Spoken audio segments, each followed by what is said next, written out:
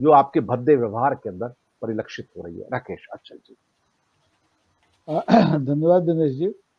अभी अनिल जी ने जो बात कही मैं वहीं से शुरू करता हूँ कि देखिए, इस देश में गरीबी अभिशाप है और बहुत बड़ी तादाद है जो इस अभिशाप को झेल रही है। 85 करोड़ तो सरकारी आंकड़े वाले हैं जो 5 किलो अनाज पर जिंदा है, और 25 करोड़ वो हैं जो गरीबी की रेखा से कथित रूप से बाहर निकल गए हैं। लेकिन गरीबी कुछ लोगों के लिए वरदान भी बनी है, और वो वरदान बनी है हमारे माननीय भाग्य विधाताओं के लिए, कि अगर वो गरीब न होते तो इस अमीरी का सुख शायद वो न भोग पाते। और उन्होंने देख लिया कि ये मौका बार बार नहीं आता है, तो इसलिए वो लगातार लगातार जितना संभव हो रहा है भोग करने में लगे हैं।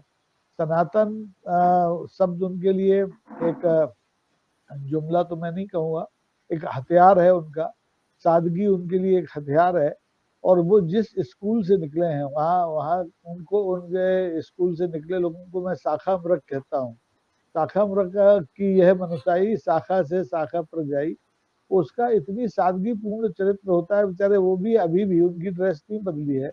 वो हाफ कुर्ता पहनते हैं आस्तीन का, और एक सादा पजामा पहनते हैं, रबर की चप्पल पाँव में डालते हैं।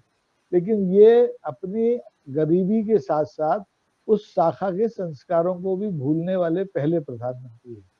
अटल बिहारी वाजपेयी जी का जिक्र मैं इसलिए करना चाहता हूँ कि वो मेरे शहर के हैं और मैंने उनके जीवन को बहुत निकट से देखा। वो भी गरीब बैकग्राउंड से आते थे, उनके पास भी छोटा सा कमरा था, उनके टिकट थे, और उन्होंने अपने पिता के साथ लखनऊ में एक कमरे में हॉस्टल में रह करके वकालत की पढ़ाई की थी। लेकिन आप देखेंगे कि अटल जी जीवन पर्यंत उन्होंने, जब तक उनका बस चला, अपने कपड़े अपने हाथ से पहने।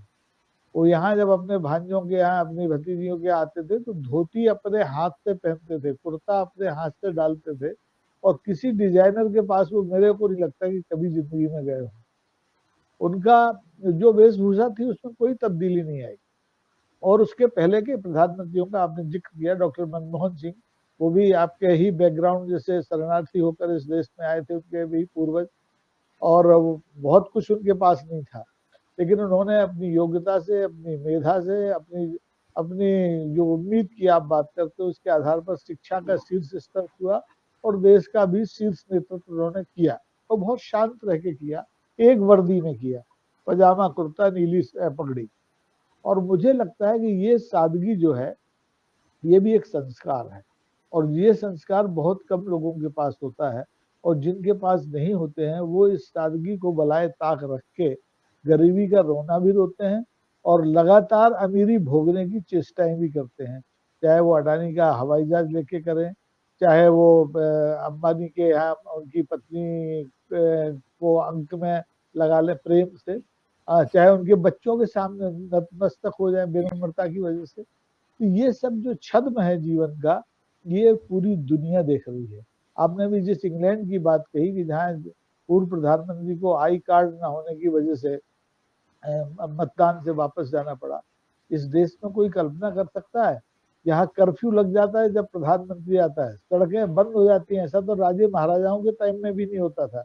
मैं हर 6 महीने में अमेरिका के अलग अलग शहरों में जाता हूँ, मेरे बच्चे वहाँ हैं, मैं देखता हूँ राष्ट्रपति कब निकल जाता है, महापौर, मंत्री, सीनेटर कब निकल जाता है, पता ही नहीं चलता लोगों को।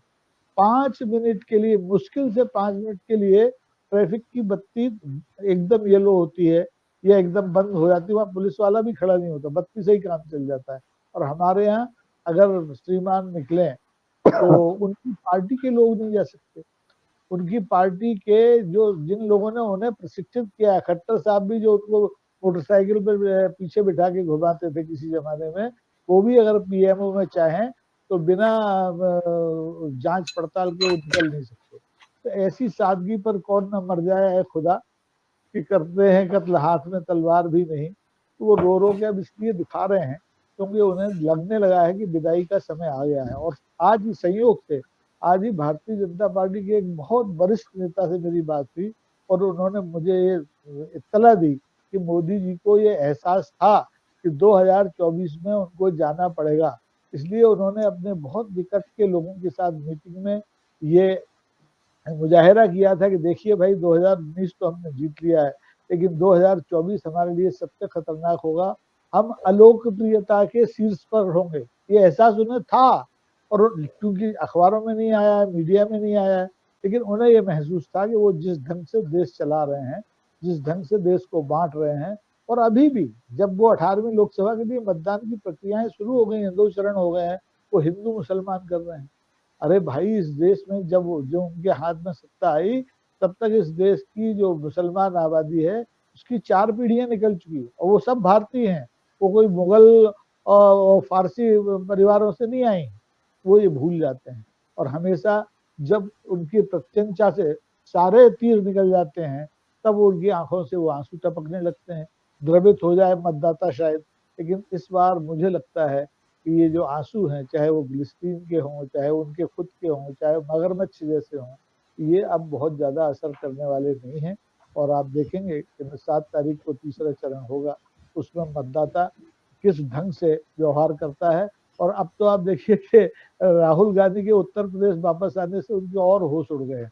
अभी तक तो कांग्रेस और राहुल का भूत उनके सिर पर सवार रहता था, अब वो भूत दिन में भी उन्हें नहीं चैन से सोने देता है।